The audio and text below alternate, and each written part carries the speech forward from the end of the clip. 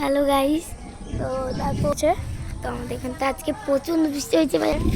অতটাও মনে হয়নি, হালকা চমকাচ্ছে, অনেক চমকেছে। আর রাম বললাম তো, রাম মনে উঠেছিল হয়েছে। তোমরাই দেখো না, বিশ্বাস হবে না তো আমার কথা। দেখো দেখলে গাইস, দেখলে কত সুন্দর বিদ্যুৎ চমকালো পুরো। জামাটা করে দিও না। আমাদের সঙ্গে আছে দীপা, আমাদের গুরু। সুন্দর সুন্দর লেগে গেছে মমতার। কত সুন্দর লাগছে। এ রাত হয়ে গেছে, তাও ইয়া হচ্ছে কেন? ও হলো আমারটাই